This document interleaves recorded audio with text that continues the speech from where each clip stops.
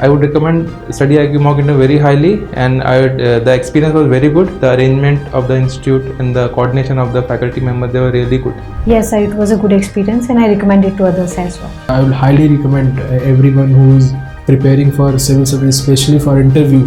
My overall experience was very nice. I would highly recommend people to give mocks here. The quality of board members were very good. So yes, I will definitely recommend it. Definitely the interview experience was very good. It was an overall nice experience, and yes, I would be recommending it to others as well. Yes, ma'am, certainly. Yes, I would recommend. I would definitely recommend. I will recommend you highly that you should have once a conversation in StudyIQ as well.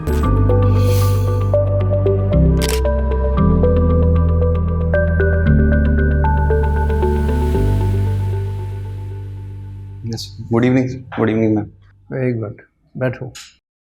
Ashwini. Yes, sir. Ashwini or Ashwani? Sir, it's Ashwani. What is the difference between Ashwani and Ashwini? Sir, I'm not sure about Ashwini. I know about Ashwani only. The name in Hindi, whatever, Hindi dictionary or Yes, Hindi, जो भी हिंदी का जो store है, Yes, sir.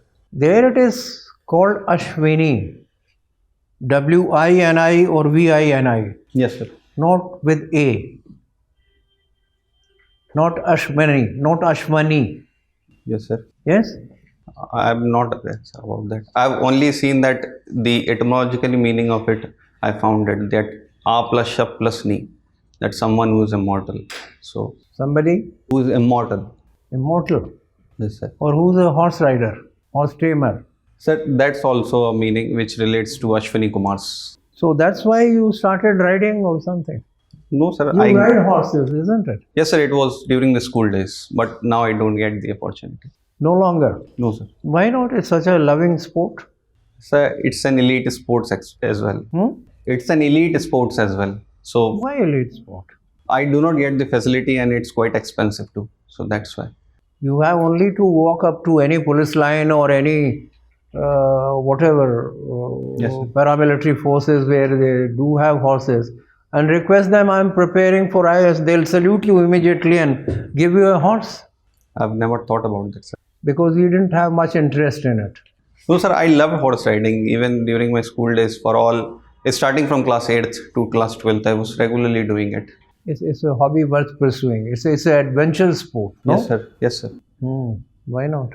Give you a different perspective in life. Yes, sir. You said that you were given some Best Rider award. Yes, sir. Yeah? Yes, sir. This award is given on account of what? Best riding, isn't it? Yes, sir. Best riding means what? Sir, it was my persistence for all 5 years that I was regularly pursuing that, and also by the time I was in class 11th or 12th, I was guiding my juniors as well for the riding. So that's why the administration realized that I was good at it. वो नहीं ठीक है देखिए like for them to choose out of all the horse riders, Yes, sir. they will have to consider certain parameters. Yes, sir. So what parameters were considered or are considered to award somebody as a good or best horse rider? Sir, in my case, it was 2 students who were chosen, me and my friend. We both were regularly doing it, and also. सीधा सवाल का जवाब दो, सीधा जवाब दो. Straight to the answer. What parameters were are taken into account in awarding you as the best horse rider? So first one was my good connection with the horses. Secondly, it was my ability to tame the horses, all the horses that were there at the school. And thirdly was the person who was at the Astable. He recommended my name. That's all I was able to get. There are certain known events in horse riding. Yes, sir. ठीक है ना? What are these? Sir, one is dressage. Dressage? Dressage. Dressage क्या? कोई ये English का word है उर्दू का है? Sir, it is English word. How do you spell it? Dress, A-G-E. Dressage. तो फिर ड्रेसाज क्या हुआ? ड्रेसेज हुआ. Sir, pronunciation might be wrong. वो जो उस्ताद जो होते हैं, Yes, sir. है ना, जो सिखाते हैं, Yes, sir. वो अंग्रेजी का बना देते हैं dresses. Yes, sir. Dresses. What is the other one? Sir, second is it is cross country. Thirdly, it is eventing. What is eventing? Sir, eventing includes all which is the dressage, cross country, and as well as one is show jumping, which includes the jumping over the obstacles. What are some important gaits which are associated with the horse, the way horse runs or walks? Sir, What are these called? So first one is the walk, second it is the trot, third is the canter, and fourth is the gallop. Okay, very interesting, very good. My last question to you. United States of America Yes, sir. has withdrawn from WHO, Yes, sir. isn't it? Is there any news that they probably may consider to return to the WHO? Sir, in my knowledge, it was by the officials from the WHO who said that they might come back. So even the US is contemplating over it that they might rejoin it after. Okay, very good. But what has been the impact of this decision? So first one is the reduction of the funds, that USA was the major contributor in this. Secondly was the officials, that US scientists and the doctors who were contributing in the WHO. And thirdly, sir, I think it is the US complete soft power across the world, that it is influencing other countries as well as organization, that WHO is not as credible as it used to be. So that's all, sir. And how WHO would cope with, because the US has been a major contributor. Yes, sir. How it has decided to kind of cope up with this? Sir, one thing that WHO is doing, it is urging that no state should further move out from the WHO. No? Sir, it is saying that, that's all. And secondly, it is about that the organization who are already at the WHO and the countries that are there at the WHO, they all are collaborating that no such issues arise in future, and also we should find out the reasons behind the lacuna rather than completely walking out of the WHO. Anyway, thoda padhiye ispe, but what is, my last part of it, how it has impacted India? Is India contributing to WHO? Yes, sir, India is contributing with the funds as well as with the doctors. With the? Doctors as well. Achha. And what else? Sir, that's all I know. Okay. There is much more. Okay, sir. Thank you. Thank you, sir. Okay, thank you. Your name Ashwani. Yes, sir. This Ashwani Ashwani Devata. Yes, sir. These are traceable to the Rig Veda. Yes, sir. So, but why is it that all the Vedic gods Yes, sir. have been almost rejected and the Hindu society doesn't worship any of those gods? What can be the reason for that? Neither Indra, nor Varun, nor Vayu, Yes, sir. no Ashwani Devatas. None of them is worshipped by the Hindu society, followers of the Hindu religion. Sir, I think it is the transformation of the religion that goes from time to time.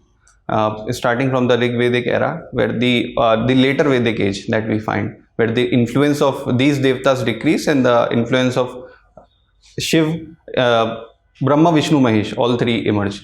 So I think that's the reason. These are not mentioned in the Rig Veda. These three Yes, sir, gods, are not mentioned in the Rig Veda. They are not mentioned. So that means, does it mean that there is a complete break with the Vedic tradition?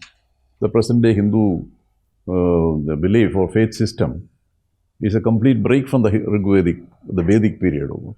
Sir, I think it is also related to the transformation that the society was going, because the Vedic society was more pastoralist. So the Indra that relates to the fort, the guardian of the fort, and the fort, I think. So sorry, sir, rain. I'm sorry, sir. It is the rain. Secondly, it is for the Ashwin's god, what relates to the horsemen. They were the skilled horsemen.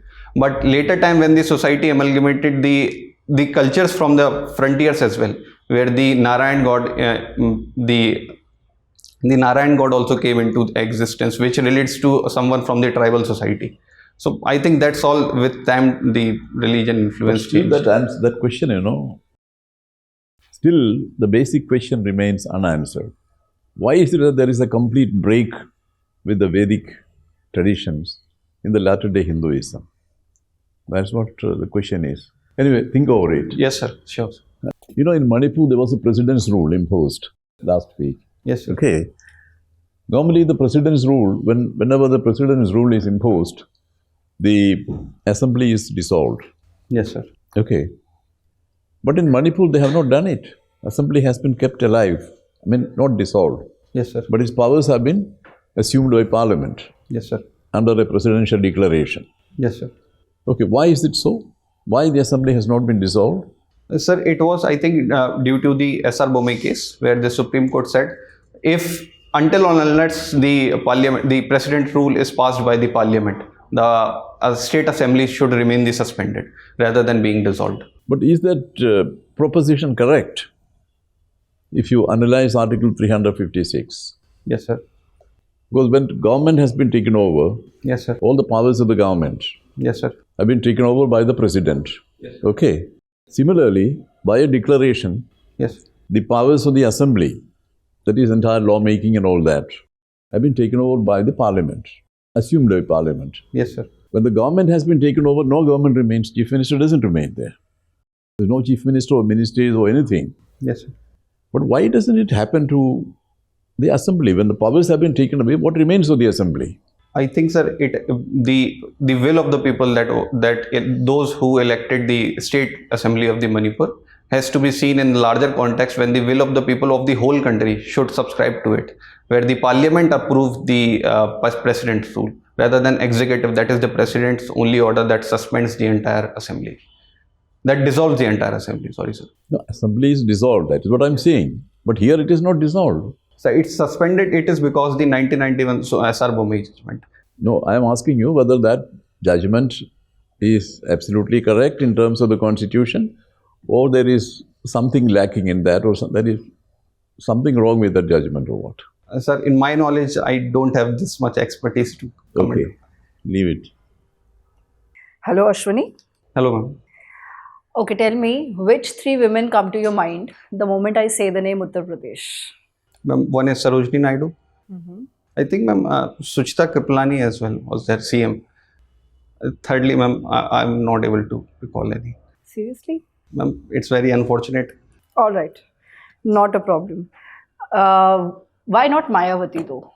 Yes, ma'am, she is also. Yeah? Yes, ma'am. Why and why not? Why now suddenly?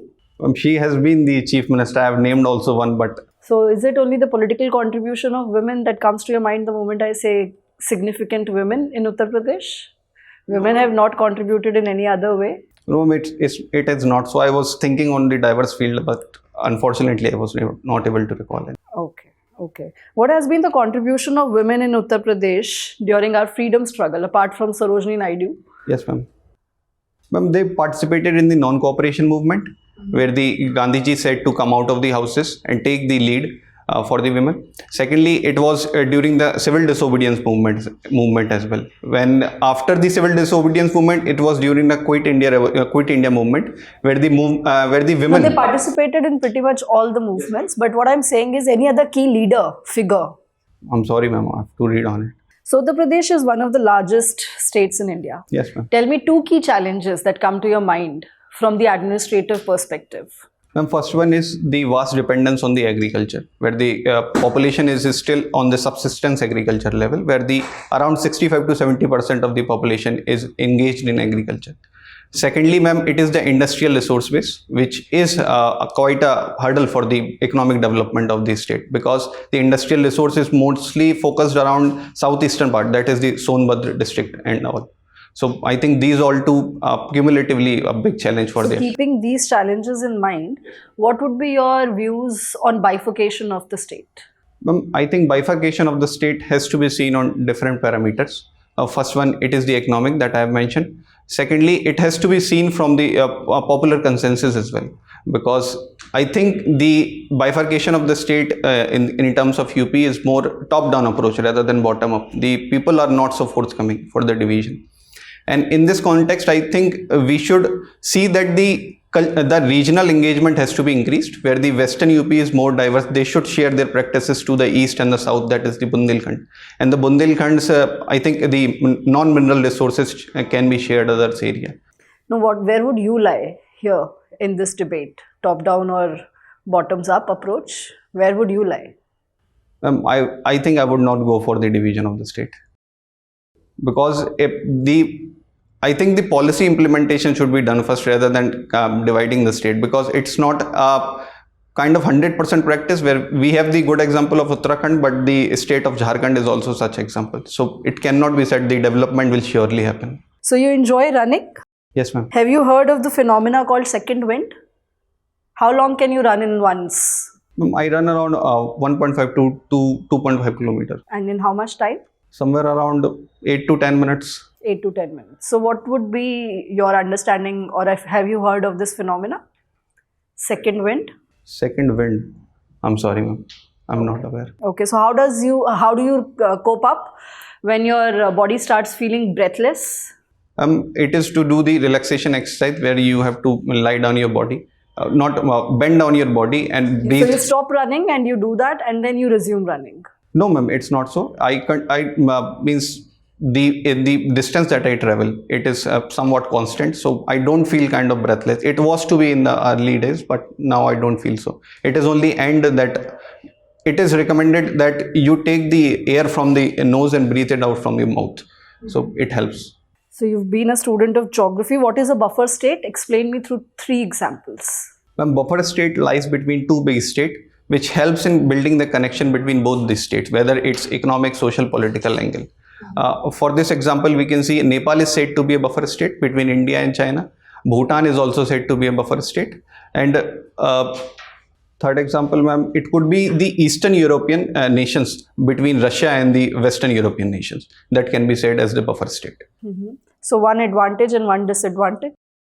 For the buffer state, ma'am, buffer state can help in building up the relation between the nation. For example, the Bhutan engagement can be helped in our connection with the China, because Bhutan has its own linkage with the China. And the disadvantage is that the nation which is more powerful between both the nation might leverage its own hegemony on the buffer state so as to align with its own policy, like we have seen the China's influence in the Nepal. All right. Thank you, Ashwani. Thank you, ma'am. Hello, Ashwani. Hello, sir. First of all, I am glad to see that you have done graduation in geography and also chosen geography as an optional. So, just tell me the difference between geography which you have studied on the honors level and the geography which you have studied in the optional level. What's the difference between the two? Sir, in the paper 1, paper 2, almost all the topics are similar, but the difference was on the practical side, where the geography optional paper does not include the practicals that I had done in the honors level. Like I'm talking about from the application perspective, like in honors and in pursuing your geography as an optional. Yes, sir. What was the difference in the approach that you felt, that this approach why I did not study in college? Do you feel somewhere? Sir, I don't think so. But the only point that I felt was the paper 2 that we have in the optional 2. We have only one paper in the geography optional. Sorry, in the honors, where the topics are not gone with in depth. Rather, we were more focused on the cartography aspect and the statistical aspect. Okay. So, which topics in paper 2 did you find extra? Sir, it is not the extra. All topics were there in the honors level, but they were not so in depth. It was only one paper complete. Care to elaborate any one topic which you found extra in geography optional discourse? So I think I found one less only also. It is geography of social well-being was a different paper that we studied, but it is only a small topic under the population geography, social well-being and quality of life. Can you please explain me the dualism and dichotomy in geography? So dualism and dichotomy in geography relates to the physical geography and the human geography aspect, where dualism says that both the subjects should be studied together, whether the dichotomy says that it is the physical geography or either the human geography. So it is the distinction between these two is there. How did it eventually resolve? Sir, currently the evolution from the classical period that we have seen in the geography. Who resolved it? I think it was Immanuel Kant who said for the physical geography as well as the spatial geography for the human geography. Who are the founders of geography as a discipline? So geography evolved with time during the ancient Greco-Roman period, then the Arabian period. Who are the founders of geography as a discipline? Sir, to name few, it was Eratosthenes, the Al-Biruni, as well as the Ibn Khaldun is there, and then with time comes the classical period. Who are accredited as the father of geography? I think that it is Eratosthenes. Eratosthenes, okay. So Alexander Humboldt and Karl Ritter? No, sir, they are also there. So they are the fathers of modern day geography. Yes, sir. And they resolved the dichotomy and dualism by saying that geography is which science? Universal. Yes, sir. So to the point answer is dichotomy has been resolved by saying that it's a universal science. Yes, sir. Okay. This you don't study in BA. This you study in geography as an optional actually. Sir, it was there, but so you enjoy doing body weight exercises also? yes, sir. Yeah. So please tell me why muscle mass is necessary in body? Sir, muscle mass is necessary to build up the muscle. For example, like we do the exercises, the stretching of the muscle fiber helps to increase the muscle. It helps to develop the muscle that we have. Why is it necessary? So the muscle mass helps to sustain our exercises. Rather than if one is so lean, then he might go more lean in that. So that might be a problem. So the last question from my end, Ashwani, you come from Uttar Pradesh. Yes, right? So why has it been the case that land reforms in Uttar Pradesh have been a big limbo? It's a known territory still. Why land reforms in Uttar Pradesh have not yet materialized? Sir, I think to some extent it was done, which relates to the Western UP with the development of the agriculture over there. But the problem lies with the development of the Green Revolution, with the growth of the Green Revolution. There kind of political laxity in the development of the agriculture, where the production increased, so government thought that we will be able to grow. What are land reforms? Can you tell me some of the land reforms which you have undertaken? So it was Zamindari abolition. Secondly was Land Ceiling Act. Thirdly, it was tenancy reform. Okay. Thank you, Ashwani. Thank you. Thank you very much. We meet you again in 2 minutes. You'll have to wait outside. Okay. Thank you, sir. Thank you. आइए बैठिए श्रीमान. Thank you. You'll be given a video of this. You don't have to take down notes. Okay. You will get a proper recorded video of all funny things that you were talking and we were talking. Yes. What is your experience of this mock interviews? I mean, what do you draw from that? Are you picking up some lessons to carry home? Yes, sir. Like what? First mistake was the starting only, where I said the good morning. नहीं वो ठीक है वो तो I mean it happens. Yes, sir. You must have woken up just half an hour ago or something. That's not the issue, yeah. वो serious बताइए क्या है? Serious pickups. Although I mean that is also serious. Yes, sir. But substantial couple of things. I have to improve more work on my DAF. ये तो कोई बात नहीं वो तो करना ही करना है. Yes, sir. See, okay, let's reduce it for you. Okay, sir. More specifics. Okay. First of all, I mean it's a very happy news for you from us. Yes, sir. Okay, not on behalf of the UPSC, but as good as UPSC. You can take it. Yeah, you are a very good candidate. Not only very good, extraordinary. Okay. Yes. Your answers are very good and well articulated. You include almost all possible information. You are well versed on large number of issues that we talked to you about. Basically, I mean, 2-3 things. Like, you seem to be in a little hurry to start your answers. Like, you know, before the question finishes, you are ready to jump in. Give it a deliberate pause of 2-3 seconds. It will make your performance look more sober, so to say. Okay? Now, not only you seem to be in a hurry, 2 more things. That when a question is being asked, you continuously keep saying, yes, sir, yes, sir. You know, acknowledging the question in parts. Okay? Oh, that is not done. In a formal interview session, you are not supposed to, you know, kind of acknowledge every part of the question. Just listen to it. Okay? Just listen to the complete question. And even then wait for a couple of seconds, because member may, you know, as an afterthought like to add something. Yes, sir. Second thing, no hurried response. Second is listen to it fully and wait. And third thing, which is worse, in places you even interrupt it. While member was asking a question, you kind of interrupted. I mean, you wanted to add something. So there your performance is your body language. how peaceful you are, how quiet and serious you are, है ना, वो हलचल नहीं होनी चाहिए, no fidgeting, ठीक है? I hope you appreciate these points. Yes, sir. I quite realize that. Okay, good, very good. And until unless we tell you, you won't get a chance to work on these, and you have time. You have plenty of time to practice.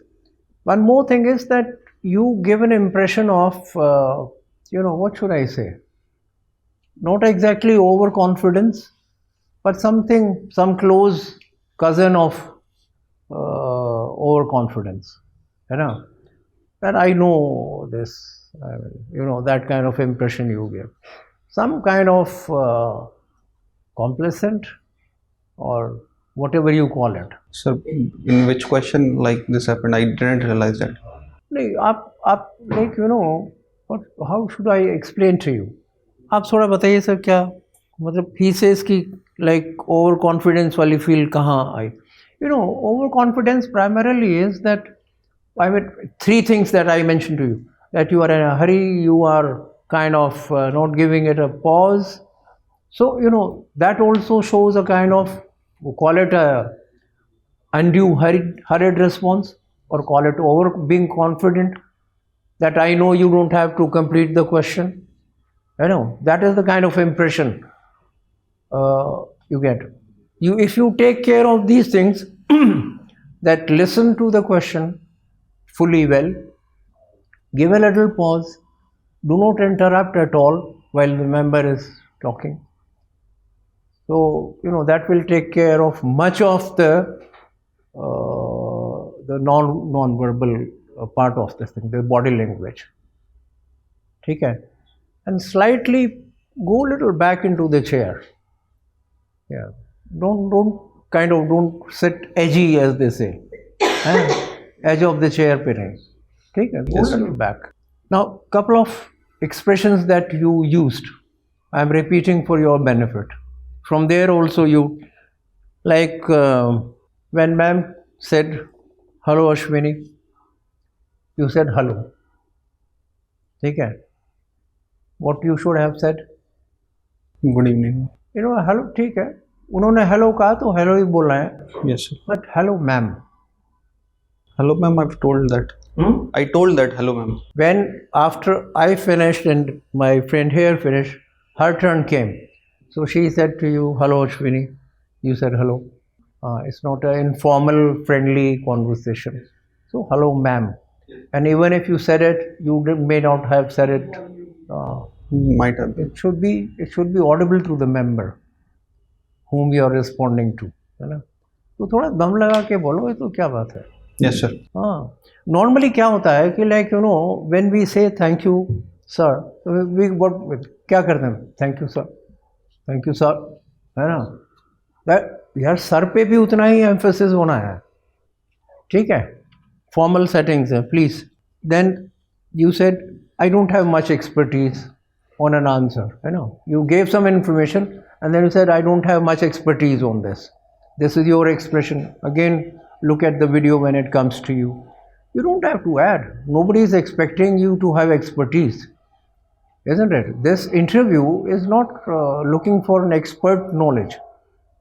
It's looking for basically your personality traits. So, an engaging conversation is humbly, sir, that is what all I can say. Yeah, that's all, sir. You don't have to go a step ahead and defend. I don't have much expertise. That's your expression.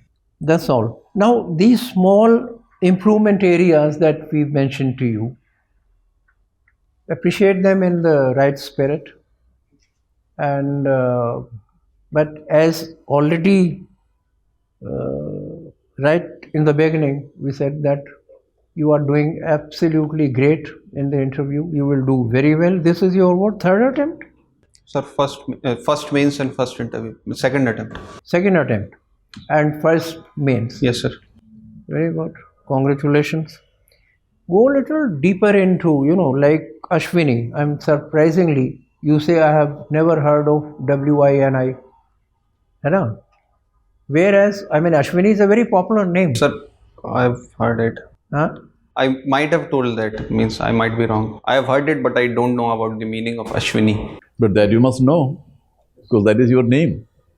I never related. Somebody will ask you about what does it mean, and then I asked you about the Rig Veda. Yes, sir. And all that, you know, there are so many questions which can come up. Sure. Be prepared for that. Okay. And what about Rani Lakshmibai and Hazrat Mahal? Yes, Yeah. she is from my area also. Yeah. So you need to pause after the question has been asked. Just take a small pause to articulate your thoughts, to think over the question before you immediately start off answering. Okay? That would help you prepare a better answer. Okay. You know, and एक तो better answer मिलने के chances हैं, because you are, I mean, you are not short of information. You are very well informed. You've done your homework very well. So it's much better to sort of, you will, you know, you can dig out from within you. But what is important is, you know, it gives a better impression that you are a patient listener. You know, communication का पहला requirement, पहला funda ingredient क्या है? That is listening carefully, peacefully. Thank you, sir. Yes, you want to say something? Sir, I was I being serious in the interview? Was it so? Means the smile and all, I've been told that you don't smile much. किसने बोला? अच्छा, बाकी mock interviews में? 2-3 places I've been. No, you are doing well. You are doing good. If you don't smile, I mean, there are certain candidates who appear very serious. Yes, so we sir. tell them, smile a bit. But one thing, I mean, good that you asked. The smile, your smile is okay. I mean, you are looking very pleasant and don't look grim or something. Yes, sir. When you answer, look at other members also. Yes, sir. You know, normally क्या होता है कि, you know, our focus is always towards the member who's asked the question. We should circulate, kind of address other members also while answering. Or after you finish couple of sentences, you look at some other member. ठीक है? Yes, sir. You will do very well. My dear, आपका second attempt है. Very fortunate and to ये थोड़ा सा और पढ़ लीजिए इस पे जो आपकी hobbies हैं, because they are pretty interesting. Yes, sir. And since you have time, headlines, more going deeper into it. You were quite informed on WHO, USA withdrawing, but India's role, you said we should be concerned more about our role in WHO. Yes. And how is it going to impact us in any way, the US withdrawal? Yes, sir. So go a bit deeper into whatever you see in the headlines and keep taking your notes. Yes, sir. All the very best to you. Thank you, sir. Thank you, sir. Thank you, ma'am.